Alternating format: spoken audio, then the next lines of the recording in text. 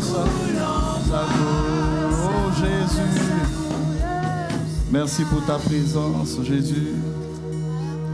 Ce matin, nous voulons te dédier le mois d'avril. On va se tenir debout. Le Seigneur nous a donné la grâce de rentrer dans un nouveau mois. Et nous voulons lui confier ce mois. Nous voulons lui dire ce mois lui appartient, qu'il nous précède en toutes choses et que sa main nous accompagne. On va élever la voix et tu vas prier. Et tu vas déclarer ce que tu veux voir se passer dans ce mois, se produire dans ce mois. Moi, je veux que la grâce de Dieu m'accompagne dans tous les aspects de ma vie. Moi, je veux que le Seigneur puisse ouvrir les portes devant moi. J'ai besoin de sa sagesse tout au long de ce mois. J'ai besoin de son intelligence. J'ai besoin que sa main puissante m'accompagne. J'ai besoin de voir les projets qu'il a mis dans mon cœur s'accomplir durant ce mois. J'ai besoin que tout ce qu'il a prévu dans le mois d'avril puisse s'accomplir. Si c'est ce que toi aussi tu veux, alors élève la voix et puis déclare ces choses. Pendant que tu es en train de déclarer ces choses vont se produire durant ce mois-là pour toi.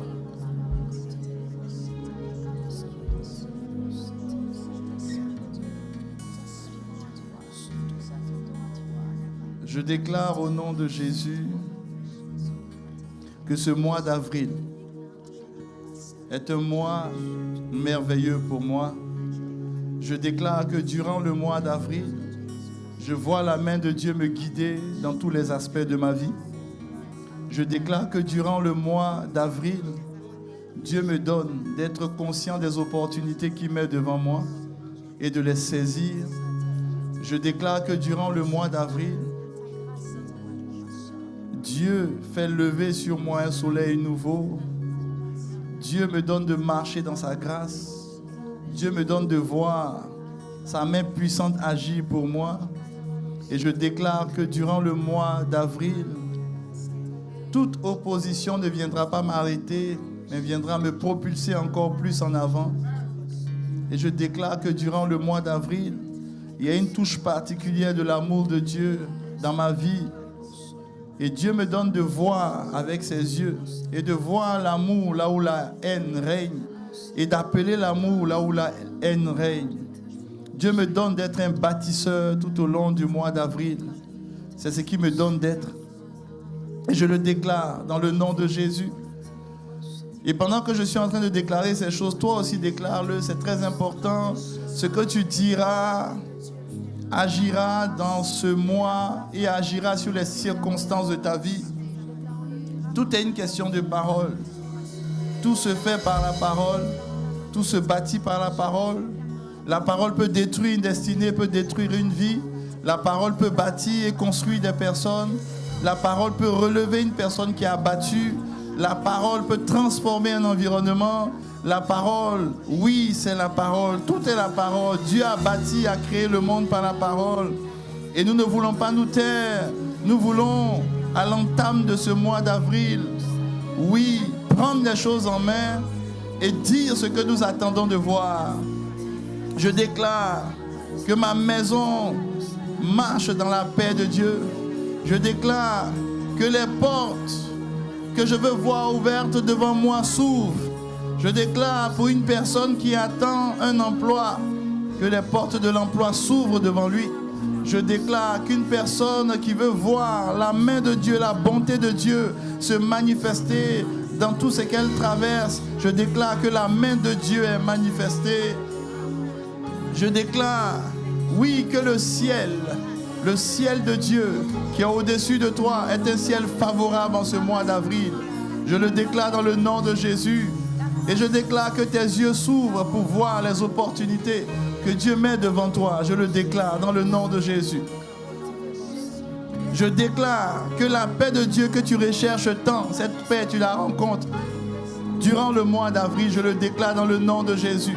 Chaque jour du mois d'avril, ce sont des jours de paix, des jours de joie, parce que le prince de paix qui est Jésus te précède et c'est lui qui a plané le sentier devant toi. Je le déclare dans le nom de Jésus. Sa main puissante t'accompagne. Sa main puissante t'accompagne. En ce mois d'avril, tu verras, oui, tu verras la miséricorde de Dieu parler pour toi. Tu verras la bonté de Dieu parler pour toi. Tu verras le Dieu du ciel se lever pour toi. Tu le verras agir pour toi. Je le déclare dans le nom de Jésus. Et ce que je suis en train de déclarer, oui, se manifestera dans ta vie. Certainement, tu es venu ici chargé, fatigué, épuisé par les combats de la vie, épuisé par des situations que tu as traversées, épuisé parce que tu n'arrives pas à trouver de réponse. Mais aujourd'hui, Dieu te donne la réponse ultime, c'est sa présence. La réponse ultime, c'est Jésus. La réponse ultime, c'est celui qui est le commencement et la fin de toutes choses. La réponse ultime, c'est celui-là qui a donné sa vie pour toi. La réponse ultime, c'est l'amour intarissable de Dieu. La réponse ultime, c'est ce Dieu-là qui a décidé de descendre, oui, et de se manifester comme un homme pour que ta destinée, oui, puisse changer. Il est la réponse ultime et c'est celui-là que tu es venu rencontrer en ce jour. Et c'est celui-là qui, durant le mois d'avril, se chargera de ton mois. Il va se charger de ton mois. Il va se charger de ton mois. Il va se charger de ton mois. C'est un mois particulier, un mois où tu vas bâtir sur les ruines. Un mois où là où il y avait des ruines, Dieu te donne de bâtir. Là où il y avait le désastre, Dieu te donne de voir des choses extraordinaires et merveilleuses se bâtir. Là où il y avait le rejet, Dieu te donne d'être accepté. Là où il y avait le mépris, Dieu te donne de manifester de l'amour. C'est un mois particulier, un mois où la joie de Dieu va être ta force. Un mois où Dieu va te supporter dans tout ce que tu vas traverser. Un mois où tu seras une réponse de Dieu pour des destinées et des vies. Un mois où lorsque tu vas ouvrir la bouche pour parler, oui, tu vas transporter un amour particulier.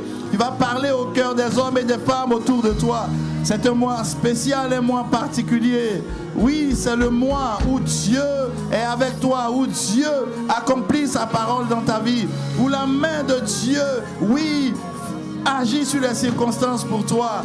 C'est ce mois-là. C'est un mois spécial. C'est un mois spécial. Et il n'y a pas de hasard avec Dieu. Il n'y a pas de hasard avec Dieu. Durant ce mois, il va faire de telle sorte que les circonstances des événements vont concourir à ton bien. Il va faire de telle sorte qu'une situation que tu sembles être désavantageuse sera à ton avantage. Une situation dans laquelle tu te diras, mais est-ce que je peux m'en sortir? Alors Dieu fera de telle sorte qu'il y aura une porte qui va s'ouvrir pour toi. Oui, je le déclare. Et ce que je suis en train de te dire agira dans ta vie. Tu n'es pas ici par hasard. Tu es venu, oui, parce que Dieu veut mettre son cachet sur le mois d'avril pour toi. Et les déclarations que tu fais au nom de Jésus, c'est un cachet spécial que Dieu place sur le mois d'avril. Un cachet très spécial. C'est le cachet, oui, de la victoire. C'est le cachet de l'élévation. C'est le cachet de la transformation. C'est le cachet de la paix. C'est le cachet de la percée de Dieu. C'est un cachet spécial. Et ce cachet, je le vois sur ta vie. Je le vois sur ta vie. Tu t'es dit, est-ce que je peux avancer? Parce que je pense que j'ai perdu du temps. Mais je suis venu te dire que durant le mois d'avril, celui qu'on appelle, celui qui rachète le temps, celui qui prend les cendres et qui en fait une beauté, il s'appelle Jésus. Il est le même hier, il est le même aujourd'hui. Il n'a pas changé.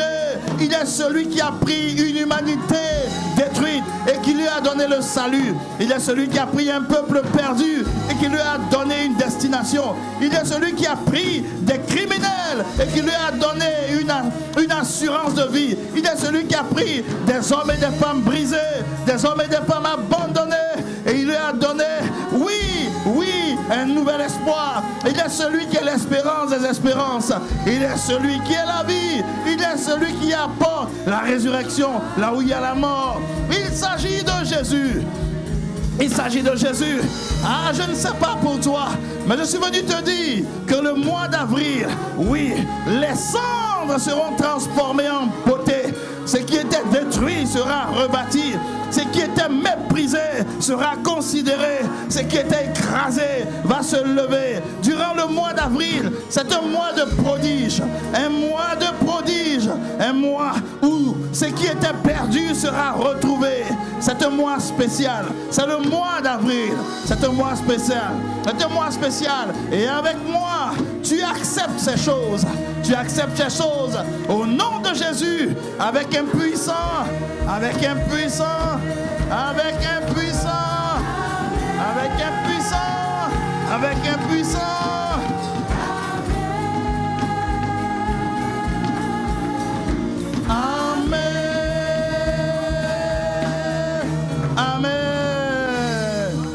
Est-ce que tu peux acclamer Jésus avec un puissant amen?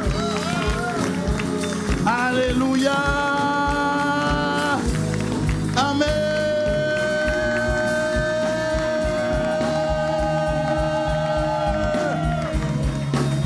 Amen. Amen veut dire je suis d'accord avec tout ça. Amen veut dire mon mois d'avril sera un mois extraordinaire. Alléluia. Gloire à Jésus. Est-ce qu'on peut célébrer le Seigneur pour les Lévites d'honneur? Alléluia. Amen. Gloire à Jésus. Aujourd'hui, je vais enseigner encore un peu. Amen. Alors, salue 2-3 personnes et puis tu vas t'installer confortablement dans la présence de Dieu.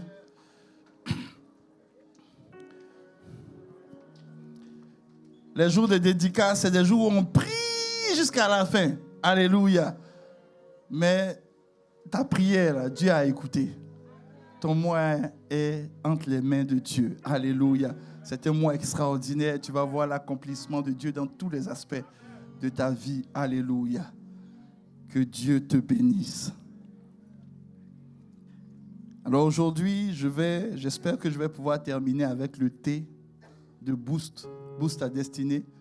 Depuis le début de l'année, nous sommes en train de voir ce thème-là qui est Boost ta destinée. Nous sommes dans l'année où nous comprenons la puissance de la grâce de Dieu et nous comprenons tout ce que la grâce peut avoir comme signification dans nos vies et dans tous les aspects de nos vies. Alléluia. Et Boost ta destinée qui est, on va dire, l'explication même de la grâce. C'est que la grâce vient dans la vie d'un homme et la grâce vient booster ses capacités. La grâce vient agir là où cette personne est faible. Elle ne peut pas. Là où elle n'y arrive même pas. C'est en ce moment que la grâce vient comme un booster et puis la grâce propulse cette personne et elle arrive à rentrer dans une dimension qu'elle n'espérait même pas. Et vous savez, la grâce, elle est partout dans la vie. Dans tout ce que nous faisons, il y a toujours une dimension de la grâce. Personne ne peut dire et se tenir sur cette déclaration pour dire que tout ce qu'il a pu réussir jusqu'à présent est le fruit de sa force. Personne ne peut le dire. Parce qu'il y a des moments où tu sens que tu n'es pas fort, mais tu arrives à avoir des victoires. Il y a des moments où tu sens que tu ne peux pas. Et puis subitement, tu as ce que tu ne penses même pas avoir. Vous voyez? Et le commun des mortels dit que, certains disent c'est une chance, c'est dû au hasard, c'est dû à une force que je ne maîtrise pas. On peut donner le nom qu'on veut. Mais une chose est sûre, c'est que c'est toujours une force qui est supérieure à nous. Et nous savons que c'est Dieu. Parce que le monde dans lequel Dieu nous a mis, il nous a enveloppés de sa grâce. C'est sa grâce qui nous maintient. Et la destinée d'un homme est toujours boostée par la grâce de Dieu. Et nous avons compris que ce n'est pas parce que la grâce de Dieu est présente qu'il n'y a pas de bataille. Et c'est le B de Boost. Parce qu'on est allé sur les lettres de Boost pour comprendre la grâce de Dieu. Le B de Boost, c'est la bataille. Nous serons engagés dans des batailles. Ça, c'est certain. Tu vas rencontrer des batailles sur ton chemin, ça, c'est certain. Une vie sans bataille, c'est une vie qui n'a pas de sens. Parce que la bataille ne vient pas te détruire, la bataille vient te former. Mais la bataille aussi te donne d'atteindre la dimension que tu dois atteindre et de rester dans la position où tu dois rester. Parce que la bataille forme l'individu, ça forme la personne. Une personne qui est formée par la bataille, quand elle atteint un sommet, elle peut rester dans le sommet parce qu'elle a été formée dans la bataille pour atteindre le sommet. Donc, il y aura forcément des batailles. Grâce de Dieu, mais bataille sur ton chemin. Et nous avons pu voir les catégories de bataille. Après le B, il y a le O. Le O signifie ouvrir la bouche. Il faut avoir la capacité de parler devant certaines situations. Il ne faut pas se taire. Et le deuxième O signifiait ordonner. Il faut ordonner sa vie si tu veux voir les choses se manifester dans ta vie.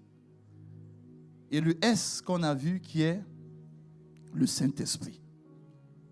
Le Saint-Esprit, c'est la puissance de Dieu qui vient nous aider dans notre faiblesse. Le Saint-Esprit, c'est la puissance qui était avec Dieu lorsque le monde était chaotique. Le Saint-Esprit, la Bible dit que l'Esprit de Dieu se mouvait sur les eaux quand il n'y avait rien sur la terre. C'est l'Esprit qui est capable de prendre rien pour en faire quelque chose.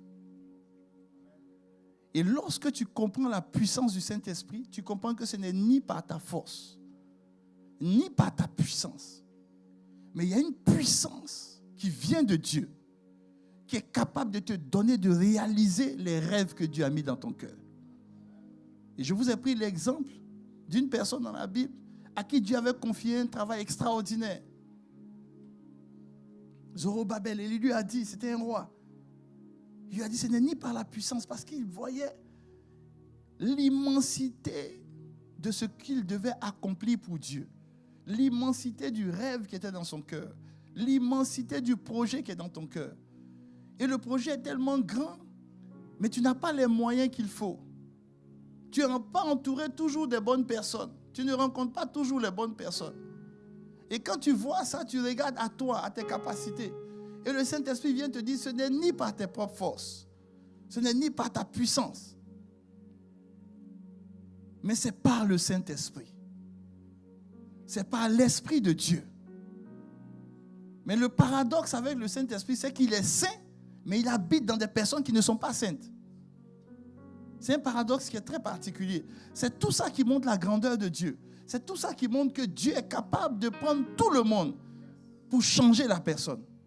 Parce que quand nous, on n'était rien, le Saint-Esprit est venu nous permettre de le découvrir. C'est pour cela que quand tu es avec Dieu, tu ne rejettes personne. Parce que son esprit qui est saint, c'est celui-là qui vient dans la boue pour t'aider. Et Dieu est un Dieu de symboles. Le Saint-Esprit travaille depuis le commencement. Et le premier symbole même, c'est Dieu qui crée l'homme dans la Genèse. Il le crée à partir de la boue, n'est-ce pas? De la terre. Mais excusez-moi les amis, mais si moi, je veux faire quelque chose avec la boue, ça c'est la boue. Moi, je veux façonner un homme à partir de la boue, qu'est-ce que je fais? Je me mets dans la boue. Et puis c'est dans la boue que je travaille la personne, je le travaille dans la boue. Quand je ressors de la boue, mes mains seront remplies de quoi?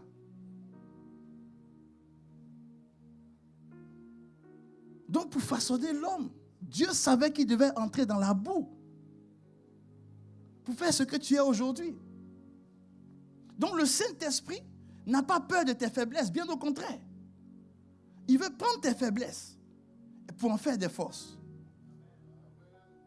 Pour que demain, quand tu vois que tu es fort, tu ne penses pas que c'est toi. Mais que tu comprends qu'il y a quelqu'un qui est plus grand que toi, qui a accepté de rentrer dans cette boue pour faire de toi quelqu'un. Donc quand tu es devenu quelqu'un, toi aussi tu peux accepter de rentrer dans la boue des autres pour les aider à devenir quelqu'un. Et c'est comme ça que Dieu fonctionne avec chacun de nous. C'est pour cela, quel que soit le niveau où tu arrives, ne regarde pas les gens comme si toi tu étais mieux qu'eux. Pas du tout. Et c'est comme ça qu'une destinée fonctionne. Ça, c'était le S, le Saint-Esprit. On a tellement de choses à dire sur le Saint-Esprit. Depuis le commencement jusqu'à la fin. C'est l'esprit de la création. C'est l'esprit de la qualification. C'est l'esprit qui a qualifié des personnes pour qu'elles puissent créer le temple. C'est l'esprit qui a donné à des personnes certains types de qualifications. C'est l'esprit qui te donne des dons. C'est l'esprit qui te prend quand ça ne va pas dans ta vie, qui vient te consoler. C'est le Saint-Esprit. Il fait tout. Il fait tout. Et on a vu le S du Saint-Esprit. Maintenant, on va terminer par le thé. Le thé, j'ai attendu de faire le thé à la fin. Mais je t'ai donné quelques prémices du thé au début. Le thé, ça signifie quoi? Bon, je ne vais pas te laisser trop deviner parce que bon, j'ai beaucoup de choses à te dire. Et il faut que, voilà. Le thé, on dit, c'est le temps. Waouh! Tu as failli trouver.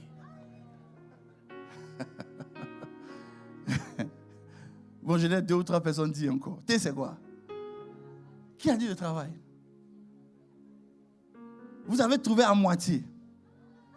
Oui, parce qu'il y a travail dedans.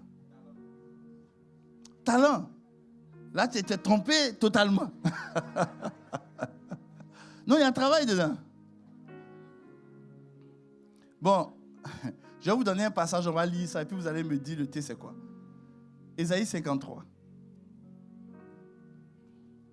Versets 10 à 11.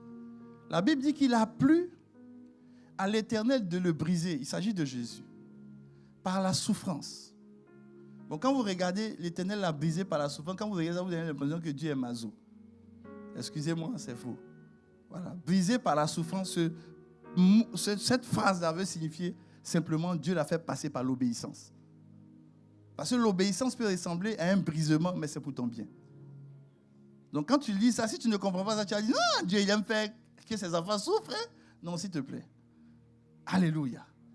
Mais on dit, après avoir livré sa vie en sacrifice pour le péché, il verra une postérité et il va prolonger ses jours. Maintenant, regardez ce qui est dit. On dit, l'œuvre de l'Éternel va prospérer entre ses mains. Va prospérer entre ses mains. Pourquoi? Verset 11.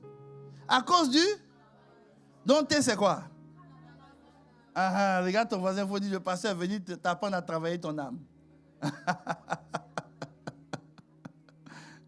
Regarde, quelqu'un faut dire le travail de ton âme. Il faut lui dire, si Jésus lui-même a travaillé son âme, c'est que toi, tu ne peux pas échapper.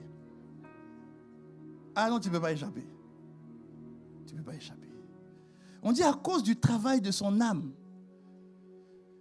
Mais la suite, on dit, il va rassasier ses regards. C'est pas ce qu'il a dit. Tu vois, ce verset-là, il est très particulier parce que tu as l'impression que le verset, la fin du verset 10 accompagne le début du verset 11. La fin du verset 10 dit ceci. Remettons-nous le verset 10. La fin du verset 10 dit, l'œuvre de l'Éternel va prospérer entre ses mains.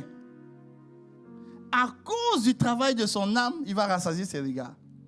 Donc ça veut signifier tout simplement qu'à cause du travail de ton âme, l'œuvre de Dieu va prospérer entre tes mains et tu vas rassasier tes regards. Qu'est-ce que cela veut dire? La Bible dit dans le livre de Jean, bien-aimé, je souhaite que tu prospères. Donc dis avec moi, prospérer. En Ésaïe 53, on dit, l'œuvre de l'Éternel va prospérer entre ses mains. C'est le même prospérer. Il dit, bien-aimé, je souhaite que tu prospères. 3 Jean 1, verset 2. Que tu prospères, que tu sois, et que tu sois en bonne santé. Donc que tu prospères à tous égards. Il faut dire avec moi, à tous égards. Dans toutes les dimensions de ta vie. La prospérité ici, ce n'est pas seulement avoir de l'argent. C'est quand on dit, oh mon frère, je veux que tu prospères. Tu dis, ah, je veux des espèces sonnantes et trébuchantes. Je veux que mon compte en banque soit garni, tout ça. Il faut laisser tout ça. Parce qu'il y a des choses qui sont plus grandes que l'argent. Oui, il y a des choses qui sont plus grandes que l'argent. Ce que beaucoup de gens ne savent pas, c'est que les plus grandes entreprises du monde sont les plus grandes endettées. Oui, oui. Est-ce que tu peux imaginer que les États-Unis sont endettés? Est-ce que tu peux imaginer ça? Mais est-ce que tu sais ça? Donc, ce n'est pas l'argent qui fait la prospérité, seulement. Il dit ici, je souhaite que tu prospères à tous égards, comme prospère l'état de ton âme. La prospérité, c'est la croissance. La prospérité, c'est l'évolution. La prospérité, c'est quitter un stade où tu es pour atteindre un autre stade où tu dois aller. La prospérité, c'est ce qu'on appelle l'accroissement. Quand tu envoies quelqu'un à l'école, il prospère parce qu'il va en classe supérieure. C'est ça la prospérité. Donc la prospérité, ce n'est pas seulement à un seul égard, il dit à tous égards. Ça veut dire que même dans tes amitiés, il doit avoir la prospérité. Dans tes fiançailles, il doit avoir la prospérité. Dans tes projets, il doit avoir la prospérité. Dans tout ce que tu fais, on doit sentir qu'il y a un accroissement dans ce que tu fais. Et il dit que l'accroissement ne dépend pas de ton environnement. L'accroissement ne dépend pas des circonstances qui t'entourent. Mais l'accroissement dépend de ton âme.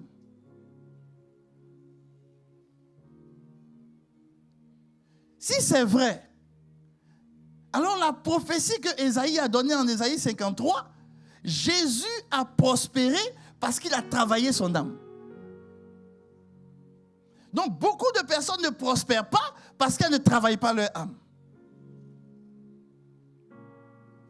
Pourquoi il n'y a pas de prospérité dans ce que tu fais? Ce n'est pas parce que les circonstances sont contre toi. Ce n'est pas parce que les événements sont contre toi, c'est faux. C'est parce que ton âme est contre toi.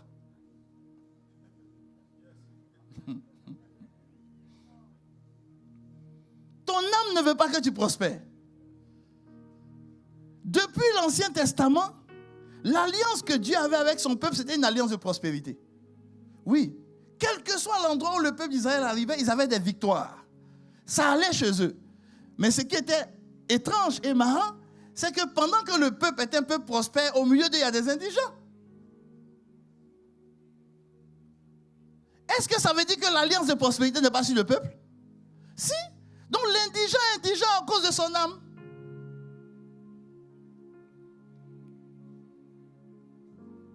Donc, beaucoup de gens ne prospèrent pas à cause de leur âme. Maintenant, dans Ésaïe 53, il dit, Jésus lui-même, les amis, Jésus est venu inaugurer. Il y a un passage qui le dit, je ne me souviens plus du passage, ça doit être dans le livre d'Hébreux. On dit qu'il est venu inaugurer une nouvelle voie, un nouveau chemin. À l'époque, dans l'ancienne alliance, Dieu avait une alliance de prospérité avec un peuple. Avec Jésus, c'est avec le monde entier. C'est-à-dire la prospérité, là, normalement, tous les hommes qui vivent sur la terre ont l'ADN de Dieu. Oh, Dieu est un Dieu prospère. Tu sais comment tu peux savoir que Dieu est un Dieu prospère? Tout ce que Dieu fait doit évoluer. Tu sais comment tu peux savoir ça? Si tu rentres ce soir à la maison, prends un coupe-ongle et puis coupe-toi tes ongles. La semaine prochaine, ça va pousser. C'est pas si simple que ça. Ça veut dire que tout ce que Dieu a mis sur l'homme a tendance toujours à évoluer. Coupe tes cheveux, tu vas voir. Je ne te demande pas de te blesser. Mais si tu te blesses, tu es sûr que la semaine prochaine, ça va cicatriser un peu. C'est comme ça que Dieu fonctionne. Et Dieu dit, normalement, tu dois prospérer à tous égards. Mais ce qui va t'empêcher de prospérer, c'est ton âme. Le travail de ton âme. Maintenant, travail, ça signifie quoi? Dans Ésaïe, travail, c'est une signification bien particulière. Et c'est le même travail que dans 3 Jean. La même particularité. Dans Ésaïe, revenons dans Ésaïe 53. Dans Ésaïe 53, le travail de ton âme, le travail, ça se dit amal. Regarde, quelqu'un va lui dire amal. Il faut lui dire amal. Revenez dans Ésaïe, remettez Ésaïe. Il faut dire amal. Dis avec moi amal. Il faut dire avec moi amal. Il faut dire encore plus amal. Il faut dire plus fort amal. Alléluia. Mettez le verset 11, s'il vous plaît. Amal. Qu'est-ce que ça signifie amal? Amal, ça signifie travailler, mais travailler dans un sens très spécial. Amal, ça signifie injustice. Je répète.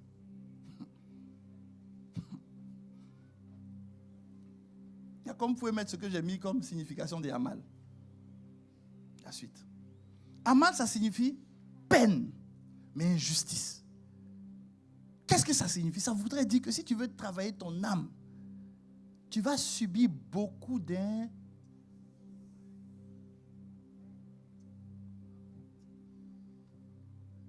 Il y a quelqu'un qui est en train de dire, mais pasteur, moi aussi c'est ce travail, je ne veux plus.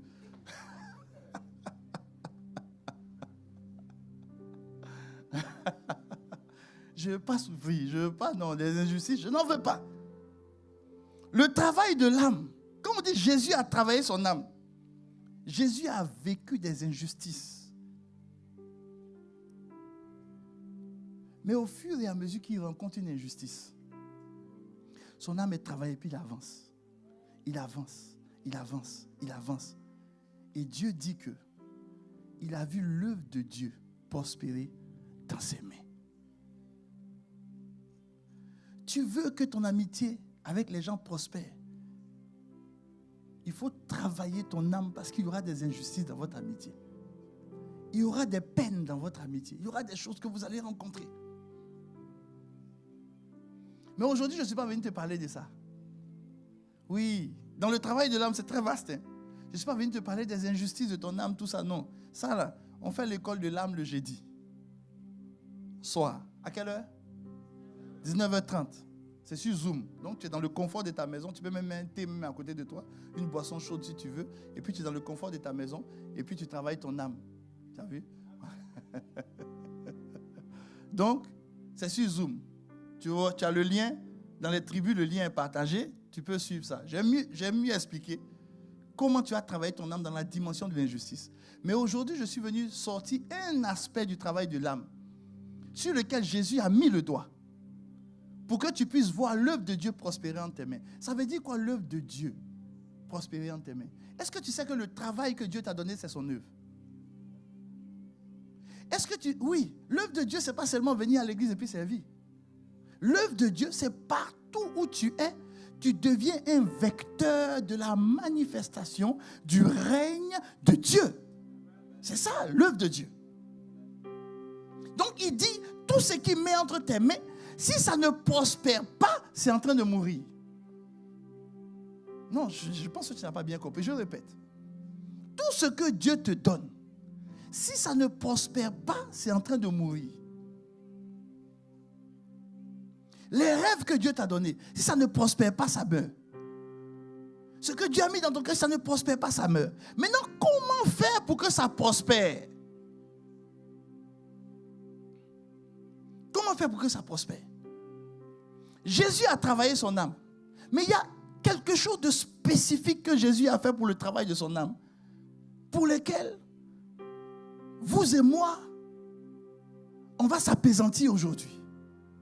Il y a une réalité particulière. Et celle-là, quand elle n'est pas comprise, elle n'est pas travaillée, beaucoup de personnes voient leurs rêves tourner en rond sans qu'il y ait un accomplissement. Qu'est-ce que c'est? Vous savez, Jésus a une manière de converser avec les gens qui est très particulière. Quand tu écoutes Jésus parler avec les gens, tu as l'impression qu'il saute du coq à l'âne. Si tu es dans le même cas que moi, tu peux juste dire Amen. Il y a quelqu'un qui dit je n'ai pas envie de mal parler de Jésus.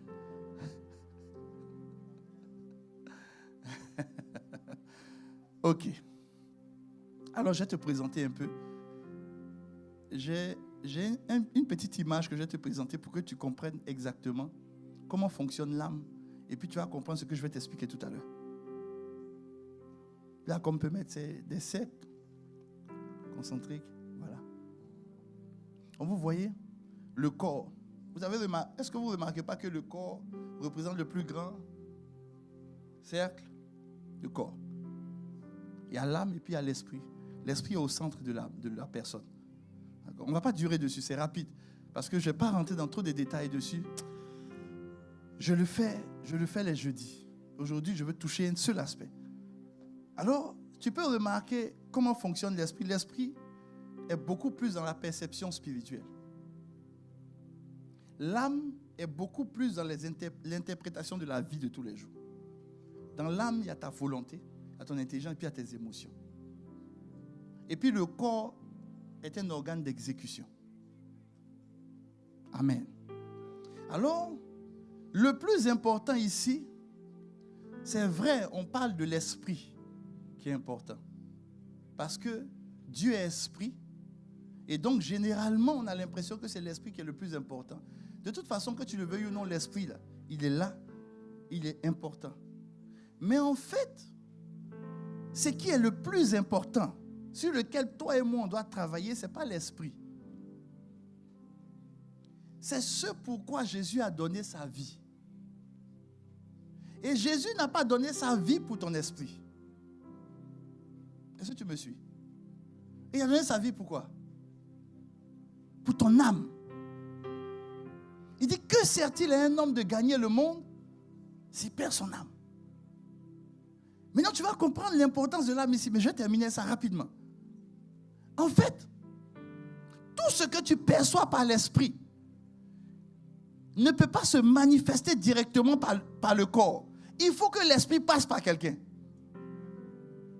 Donc l'esprit peut percevoir que tu es béni. Mais l'esprit ne peut pas dire à ton corps que tu es béni. Il ne peut pas parler à ton corps. Il faut que l'esprit passe par un intermédiaire. C'est la même chose entre Dieu le Père, le Fils et le Saint-Esprit. Il y a un seul moyen par lequel on passe pour être sauvé, c'est Jésus. Le Père, c'est l'Esprit.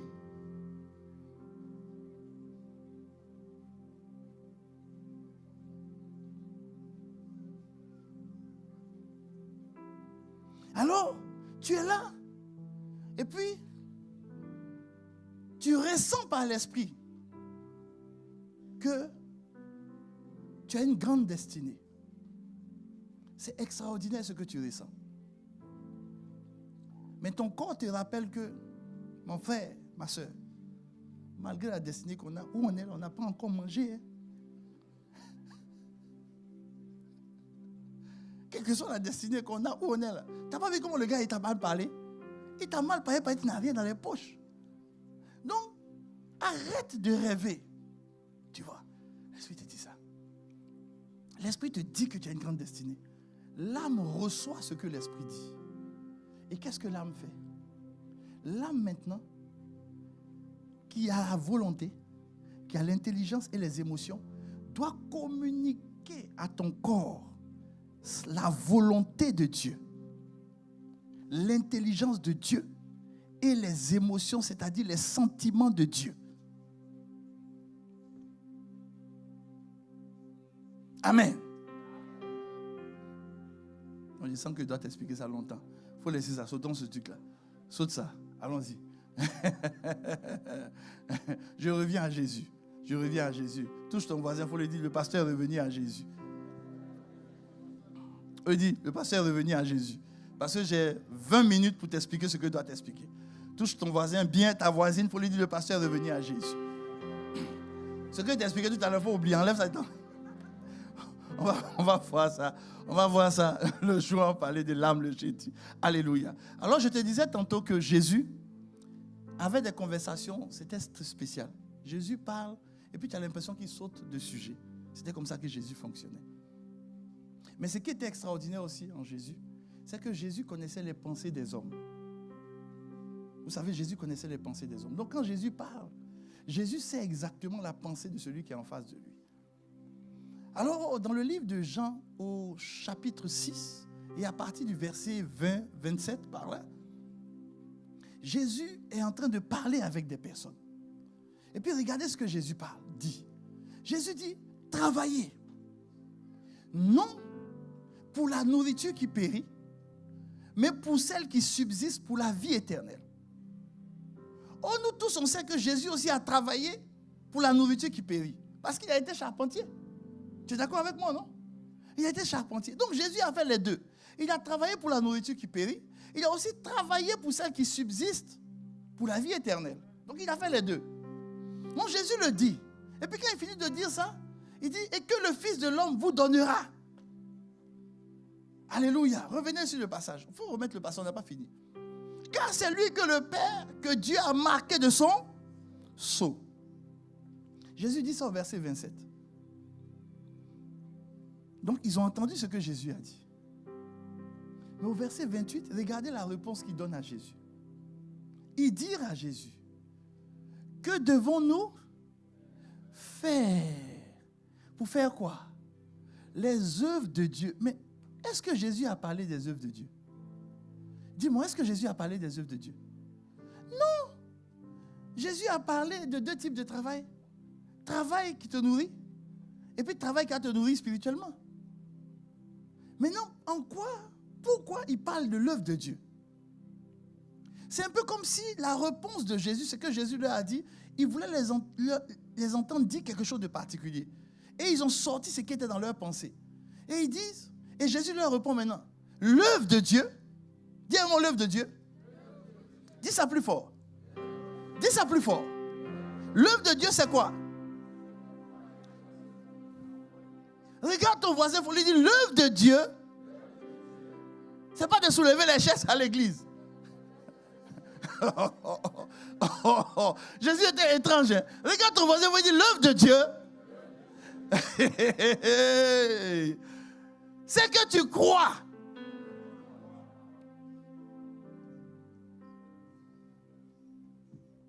Maintenant, je vais t'expliquer quelque chose. La conversation commence par travail. Et puis elle se termine par l'œuvre de Dieu. Or, Ésaïe 53 nous parle de l'œuvre de Dieu qui prospère entre ses mains, du travail de son âme, et puis de rassasier les regards. Et Jésus vient nous expliquer comment l'œuvre de Dieu peut prospérer dans la vie de quelqu'un. Mais il nous dit ça, il met le doigt sur une chose. Il dit, l'œuvre de Dieu ne peut prospérer entre tes mains à une seule condition. Que tu crois.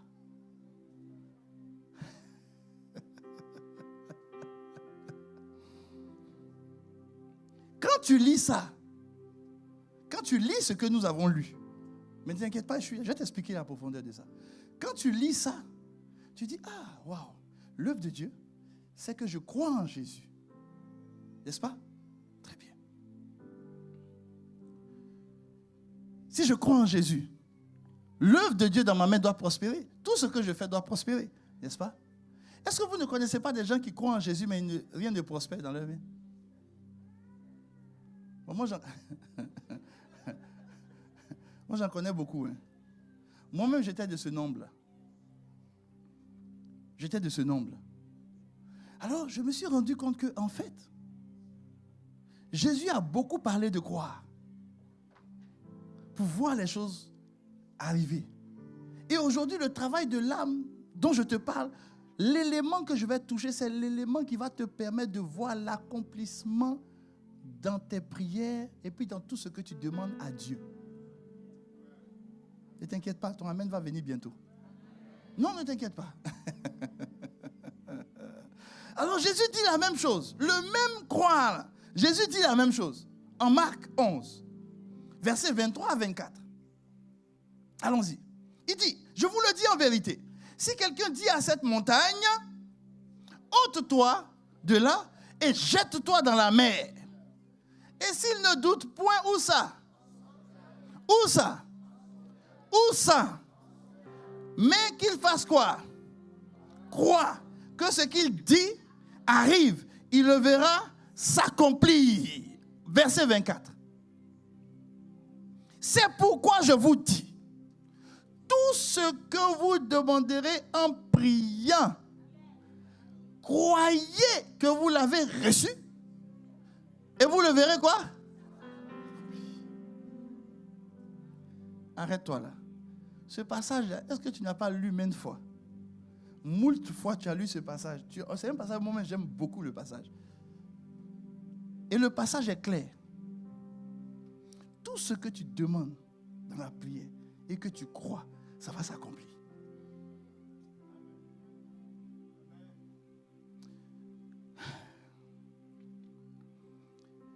Ce passage-là, c'est un passage merveilleux. Mais le croyez que vous voyez dans ce passage-là, c'est le même croire de Jean 6. Alors la question que je me suis posée, puisque Jésus parle de travailler son âme pour croire, pourquoi on croit quand on prie et puis on ne voit pas toujours ce qu'on croit? Et il y a des moments quand tu vois, c'est que tu es entré dans la dimension du travail de l'âme sans t'en rendre compte. Alors, en cherchant, je me suis rendu compte que l'une des versions françaises que nous lisons actuellement, Louis II, le mot originel et original, ils n'ont pas voulu le mettre parce que ça prêtait à confusion. C'était un mot qui prêtait beaucoup à confusion. Donc, Devant la confusion, ils ont préféré épargner des millions de personnes. Ils ont bien fait. Parce que, moi je vais t'expliquer. Mais si tu n'as pas l'explication de ça, tu peux passer à côté de beaucoup de choses. Donc ils ont préféré épargner des millions de personnes. Pour dire, au lieu de mettre ce mot-là, on va mettre croire. Parce que croire au moins ça va épargner des hérésies et ça va faire qu'on ne va pas se tromper. Alors quand Jésus a dit en Jean 6 que l'œuvre de Dieu, c'est de croire en celui qui l'a envoyé, le croire, ça signifiait quelque chose. Et c'est que où tu as envie, pasteur, il faut nous dire maintenant.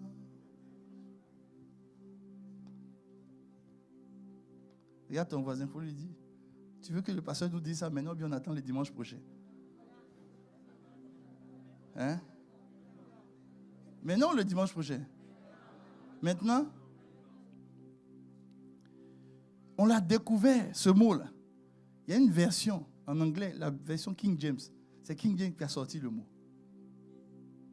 Et on va lire King James ensemble. Et puis tu vas me dire le mot, le travail de l'âme qu'on va faire là, c'est quel mot? C'est quoi? On peut mettre le passage. 1, 2, 3, lis moi.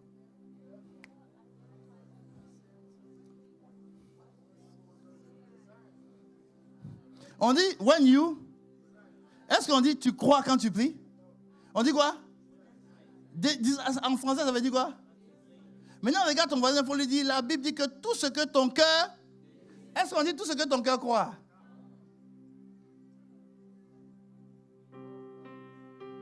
Donc Jésus est en train de leur dire, l'œuvre de Dieu pour prospérer dans vos mains, vous devez désirer celui que Dieu a envoyé. Écoute-moi, je suis venu t'expliquer ça. Écoute, l'ennemi a fait tout pour tuer le désir en chacun de nous.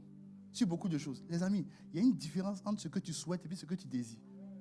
Oui, il y a une différence. Il y a une grande différence. Marc 11, Jésus est en train de dire, si tu veux que les montagnes se déplacent, il faut désirer.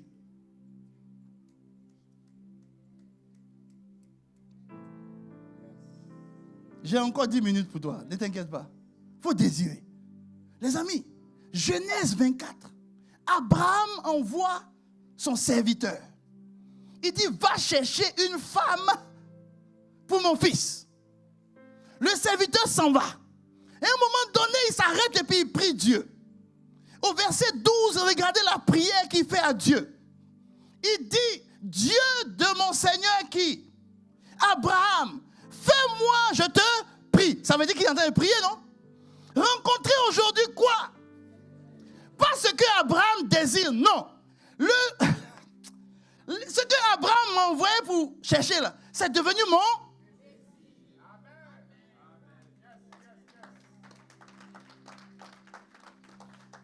Tant que ce n'est pas ton désir, ça ne va pas s'accomplir.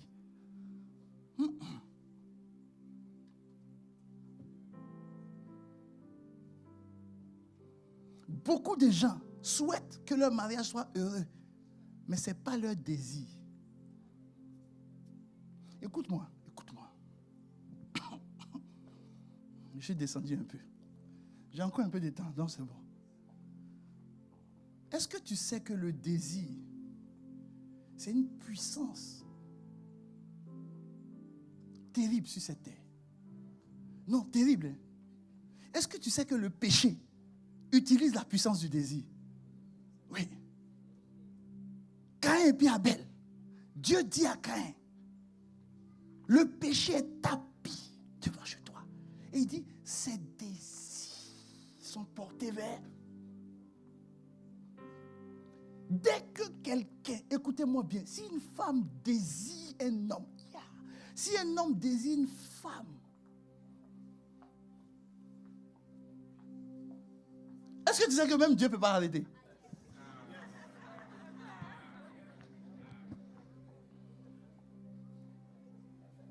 Beaucoup de gens souhaitent. Il y a beaucoup de gens qui souhaitent de sortir de la galère. Tu souhaites sortir, mais tu ne désires pas.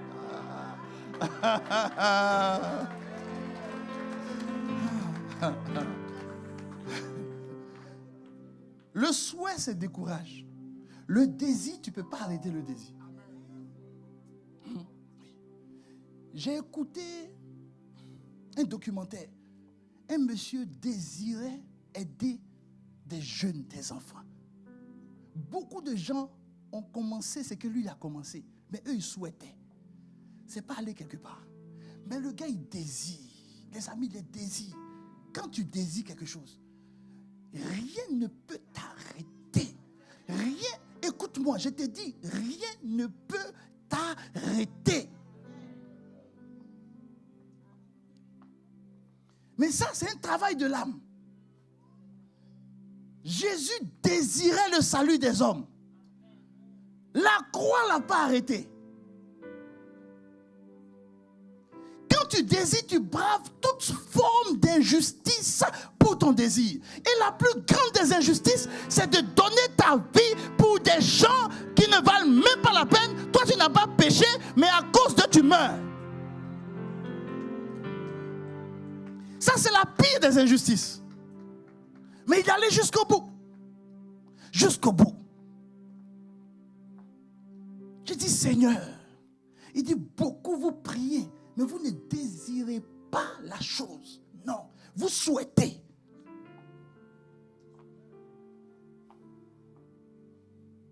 Vous souhaitez. Et comme le diable a fait tout pour tuer le désir dans vos cœurs, vous éduquez même vos enfants sans le désir. Parce que vous avez peur du désir. Écoute, les versions françaises ont enlevé désir parce qu'ils se sont dit que dans le désir, on peut se tromper. Mais la seule personne qui a parlé de désir, l'apôtre Paul, il dit qu'il existe deux désirs. Il y a les désirs de la chair qui sont contraires au désir de l'esprit. Je vais t'expliquer ce que ça signifie être contraire. Ça veut dire que ça se ressemble, mais ça n'a pas le même but. Écoute-moi bien. Le même dit, celui qui aspire à la charge d'évêque, il désire une chose extraordinaire. Ça, c'est un désir. Mais dites-moi, ça, c'est un désir de quoi? De l'esprit ou de la chair? Vous avez dit quoi? Qui a pour l'esprit? Si tu désires être évêque, il dit c'est une chose extraordinaire. C'est un désir de quoi? C'est un désir de quoi? De la chair. Ou de l'esprit? Ah, vous aussi. C'est l'esprit, non? Ouais, c'est ce que je voulais entendre de vous. Comme c'est un désir, il dit comme tu aspires à être un évêque, il dit ce que tu désires est bien. C'est une chose excellente. C'est un désir de l'esprit. Mais est-ce que vous savez que il y a des gens qui désirent être évêques pour montrer à tout le monde qu'ils sont quelqu'un? Ça, c'est quoi? Donc, le même désir peut être.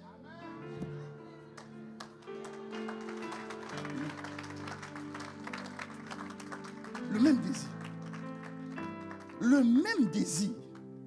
Dieu peut te dire que c'est un désir de la chair, comme il peut te dire que c'est un désir de... Mais, les amis, le problème avec le désir, c'est que dès qu'il y a le désir, Dieu ne peut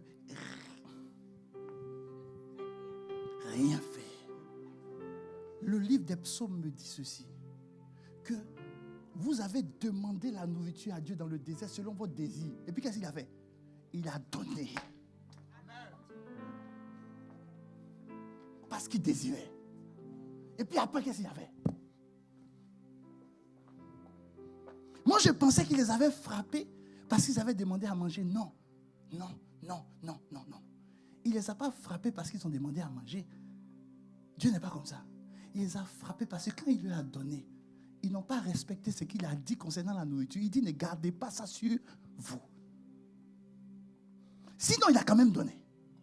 Pourquoi? À cause de leur désir.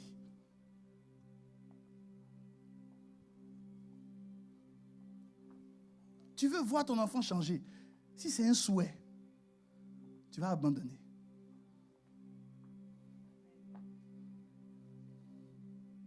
Si c'est un désir, la Bible dit, le péché est tapis à votre porte. Tous ces désirs sont tournés vers toi. Le gars, il ne bouge pas. Désir.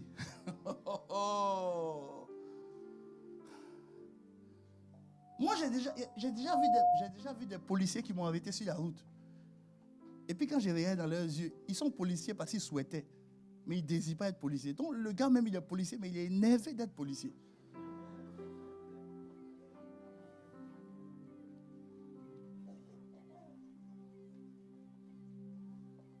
Je vais terminer tout à l'heure. C'est un travail de l'âme. Le désir, ça se travaille. C'est un travail de l'âme. Jésus a travaillé le désir. Et ce qui m'a choqué encore plus dans le désir, l'Ecclésiaste le dit.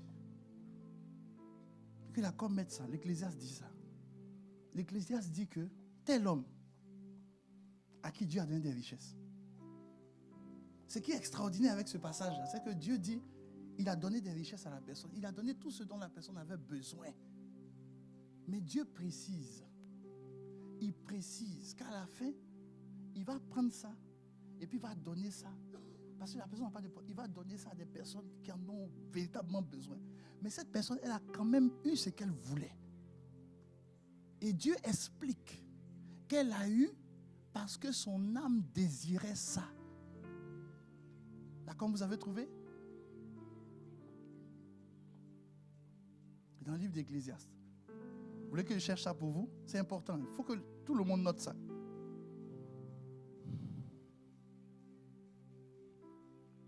Prenez Ecclésiaste 6, versets 1 à 2. Et puis après, préparez-moi Proverbe 10, 24. Et c'est avec ça qu'on va terminer. Et je vais te dire comment tu as fait pour entrer dans le désir. Et t'inquiète pas, moi j'ai testé ça.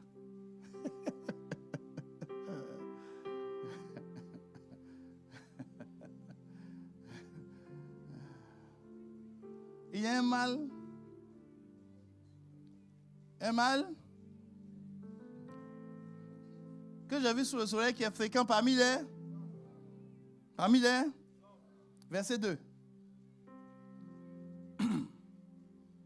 Et quand on va mettre le verset 2, il faut lire ça très fort avec moi. Verset 2. 1, 2, 3. Il y a un tel homme à qui Dieu a donné.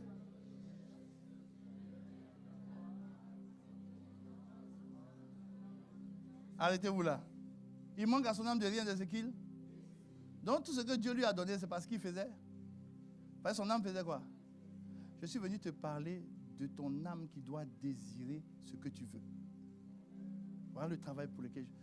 Si tu veux le changement de tes enfants, ton âme doit désirer ça. Tu veux changer de statut, ton âme doit désirer. Tu veux changer, ton âme doit désirer. S'il n'y a pas de désir, il n'y a pas les montagnes qui vont bouger. Il faut désirer. Regarde ton voisin, il faut lui dire, il faut désirer. Et puis maintenant, mettez-moi le proverbe et puis je termine avec ça. Proverbe 10, verset 24. Ce que, qui ça? C'est ce qui lui arrive. Ce que l'heure sont, ou l'heure est. Ce que désire le juste, c'est quoi? Accordé, non? Parce qu'il désire, c'est pas vrai? Mais ce que redoute le méchant, ça fait quoi? Est-ce que tu sais qu'il y a des gens qui prient? Ils veulent le mari parce qu'ils doutent de vieillir sans se marier. Oui. Non, oui. Oui. Le gars, non, redouter, ça veut dire que tu doutes là. C'est devenu fréquent. Ce n'est pas une seule fois, mais tu es toujours en train de douter. Dès que tu doutes. Mais ce que tu redoutes va t'arriver. Ce que tu désires. J'aime trop le thème que Dieu apporte. Il dit, sera à... Ça veut dire que c'est ta prière. Ta prière. J'ai envie de dire, mais pasteur, comment on fait pour désirer? Et t'inquiète pas, j'ai trouvé comment on fait. Moi-même, j'ai appliqué. Si je viens t'expliquer, c'est parce que j'ai appliqué. Et puis c'est terrible, hein? Ah non, c'est terrible. C'est terrible. C'est terrible. C'est terrible. C'est terrible. Bon, j'ai dit, comme ma femme me demande de dire, elle dit. Moi, je ne voulais même pas dire même. Regarde ton voisin, il faut dire, on se voit le dimanche prochain. Là, je suis sûr que dimanche, tu es venu au culte. Alléluia. Alléluia. Alléluia. Alors il y a 5 choses. Je vais t'expliquer ça rapidement en 5 minutes. C'est rapide, ne t'inquiète pas. Si ce que je t'explique là, si tu mets en place, c'est fini. Tu as commencé à désirer. Oui. La Bible dit que celui qui aspire à quelque chose, aspire, c'est qu'il désire. Donc dans désir, il y a aspiration. Il faut aspirer. Les amis, il faut aspirer. Dans désir, il y a soupir. Et je me suis rendu compte que quand tu ne désires pas, vous savez qui vient t'aider à désirer? Le Saint-Esprit. La Bible dit que le Saint-Esprit part des soupirs.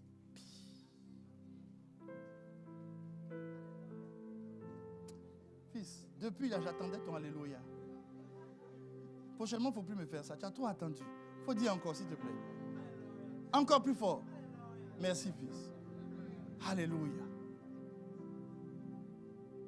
Souvent, tu es là, tu as perdu le désir. Et puis le Saint-Esprit vient, puis te met un soupir dans le cœur.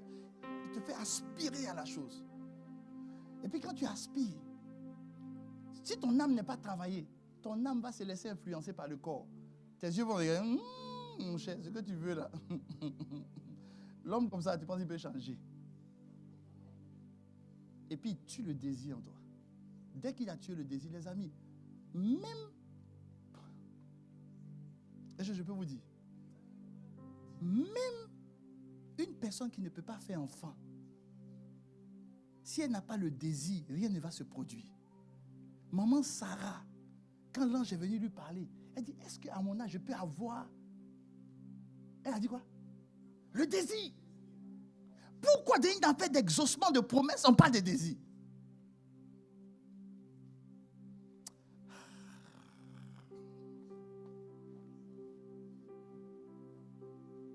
Cinq choses.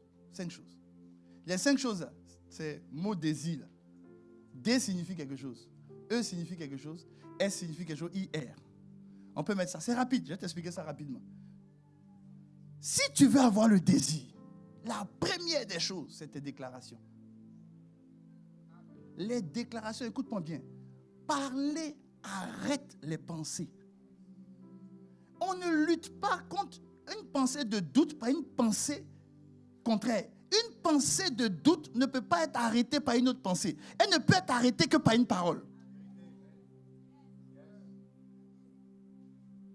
Donc il faut que tu parles. Plus tu parles, plus le désir commence à grandir. Les amis, plus tu parles de succès, plus tu auras le désir. Ah! Je pensais que tu allais dire un puissant amen. C'est pour ça que quand le diable sait que depuis un moment, tu es en train de parler de quelque chose qui va créer ton désir, c'est ce qu'il fait. Un jour, tu es là comme ça, puis un ancien ami avec qui tu n'as même pas causé, il t'appelle et puis vous faites 2 heures, 3 heures au téléphone et puis il t'éloigne de ton sujet. Parce que depuis une semaine, tu ne parles que de ça. Donc le désir est en train de... Donc il va créer une attaque. Il va envoyer des gens vers toi. Ils vont dire, ma soeur, il y a longtemps, on n'a pas causé. Oh là là, est-ce que tu allais même sur le Facebook là même? Et puis tu passes des heures sur le Facebook, puis ça tue ton désir.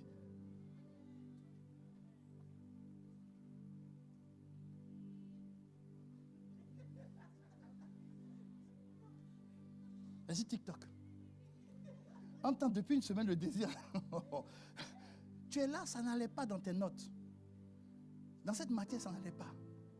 Et puis chaque jour, tu as commencé à dire, cette matière, je la dompte. Cette matière m'appartient. Donc, depuis que tu as fait ça, là, c'est étrange, tu commences à désirer la matière. Et puis un matin, tu tombes sur TikTok, puis il y a quelqu'un qui t'explique TikTok, tu sais, on n'a pas besoin de ça, on n'a pas besoin de cette matière. Et puis tu ne sais même pas que c'est le diable qui est en train de te parler.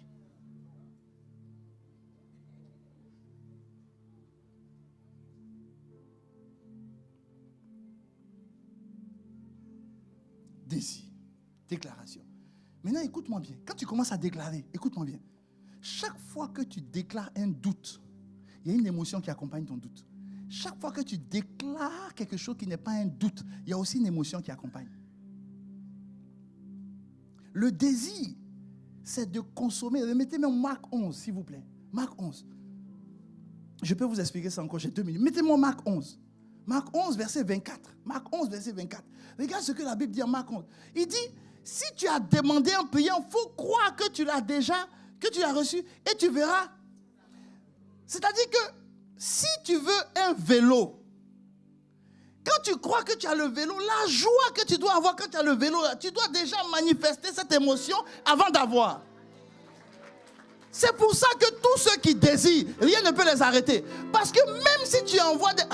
c'est pour ça que la Bible dit en Ésaïe 53, Jésus, avant même d'avoir ce qu'il voulait, il a rassasié ses regards. C'est-à-dire qu'il n'a pas vu, mais il désire. Donc, toi tu vois le contraire, lui voit quelque chose que toi tu ne vois pas. Il rassasie ses regards. Les amis, c'est dans la Bible. Tous ceux qui ont écrit sur le développement personnel, ils n'ont vu ça nulle part que dans la Bible. Dieu en a parlé depuis des milliers d'années.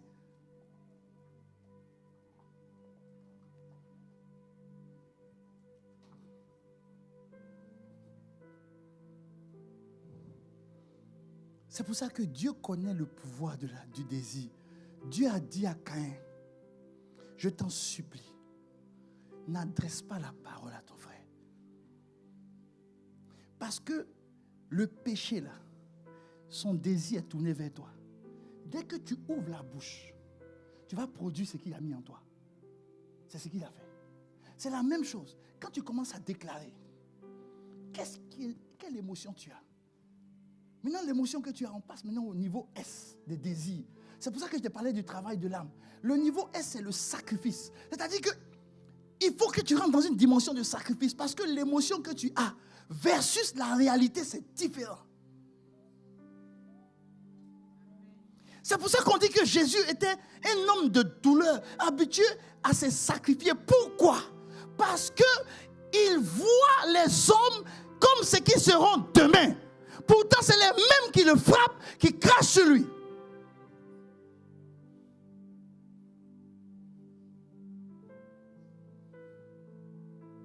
On dit, mais regarde, tu es dans le chômage. Hein? Et puis ton esprit, ton âme veut s'abattre. En même temps, tu te lèves. C'est un sacrifice. Et puis tu commences. Alléluia. Oh, mais c'est merveilleux. Ah, ce que Dieu va faire avec moi. Ah, c'est merveilleux. Ça te demande du sacrifice. Écoute-moi, je ne suis pas venu te raconter des blagues pour te dire ça va tout bien aller. Non, même nous tous on passe par ça. Oui, les amis, avant qu'on vienne dans ce lieu ici, là, avant qu'on vienne dans ce lieu, là, hein, il a fallu des sacrifices. Parce qu'au moment où tu es proche du but, ça se gâte devant toi. Oui, ça se gâte devant toi, mais tu dois... Le désir. Tu pries pour un enfant. Tu dis, Seigneur, change l'enfant. C'est là même. Israël sort de l'Égypte. C'est là même il rencontre la mer. Ton âme, il faut sacrifier pour manifester cette émotion. Maintenant, quand tu finis de sacrifier, au fur et à mesure que tu évolues dans le sacrifice, il y a le I. Tu rentres maintenant dans la dimension de l'imagination. Tu dois être capable maintenant d'avoir une image de ce que tu veux. Oui, c'est ce que Marc 11 dit. Tu dois avoir une image de ce que tu veux. Oui, tu vois déjà l'accomplissement. C'est pour ça que quelqu'un qui a le désir, tu ne peux pas l'arrêter. Parce que quelqu'un qui voit l'accomplissement, les amis, écoutez-moi bien. Quand David est allé sur le champ de bataille, son grand frère a voulu l'arrêter. Vous savez ce qu'il a fait? Il s'est détourné de lui. Quand tu as le désir, tu ne discutes pas avec les gens. Non. Non. On dit maintenant, tu penses que tu as... Et puis on est qu'à débattre. Débattons. Moi, je t'explique, moi. Écoute, tu perds ton temps. Il ne faut pas parler, il faut imaginer. Et quand tu imagines maintenant, tu deviens quelqu'un de résolu. Parce qu'à tes résolutions. Lève-toi, on va prier. Lève-toi, on va prier. Lève-toi, on va prier. Si tu as été béni, lève la voix. C'est le Seigneur qui est en train de nous conduire. Il dit, ce que redoute le méchant lui arrive. Ce que désire les justes leur est accordé. Il lève la voix, tu dis, papa, restaure les désirs que tu avais mis en moi. Beaucoup de personnes, Dieu avait mis le désir de l'excellence. Mais quand ils ont vu des choses médiocres, le désir de l'excellence est mort. Papa, ravive les désirs de l'esprit en moi. L'esprit recherche toujours l'intérêt des autres. Ça, je ne vous l'avais pas dit. La chair recherche son propre intérêt. La chair est égoïste. Donc, quelqu'un qui désire être un évêque, mais qui le désire pour sa propre image, c'est un désir charnel. C'est pour ça que vous voyez sur TikTok, sur Facebook, les gens, ils aiment bien aller sortir des révélations qu'ils ont apprises juste pour qu'on les applaudisse. Non, on n'est plus à ce niveau-là. Non. Quand Dieu te choisit, ce n'est plus pour toi. Ce n'est pas pour toi. Que tu sois beau sur Facebook, que tu connaisses des révélations, mais on s'en fout. Ce n'est pas ça qui est important. Ce qui est important, c'est le désir de l'esprit. L'esprit veut sauver des vies.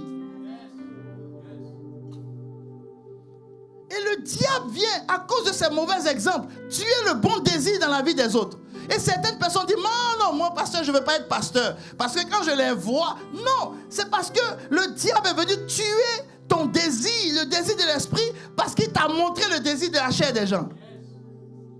Je t'en supplie, il faut prier. Même le travail que Dieu te donne, si tu dois sauver des vies, il faut désirer que des vies soient changées. Et quelqu'un qui travaille avec le désir, son travail est comme attaché à lui. Il n'est pas attaché aux heures ni aux augmentations. Ça ne l'intéresse pas. Parce qu'il a un désir en lui. Et il y a toujours une différence. Parce que celui qui désire rentre dans un sacerdoce. Celui qui ne désire pas est un mercenaire. Et beaucoup de personnes, que ce soit dans la fonction publique, dans la fonction privée, peu importe, dans les entreprises, il y a beaucoup de gens qui vont aller au travail comme des mercenaires. Tant qu'ils reçoivent leur salaire, ils s'en foutent du bien que leur travail peut produire autour d'eux. Et beaucoup d'enfants de Dieu viennent devant Dieu avec des souhaits. Dès qu'il y a une opposition, le souhait disparaît. Il dit, est-ce que tu es capable de désirer le changement de cette femme? Est-ce que tu es capable de désirer le changement de cet homme? Est-ce que tu es capable de désirer le changement de cet enfant? Au point où ton désir te ronge. La Bible dit que le désir, Jésus dit, oh là là, le désir est comme le zèle. Il te consume.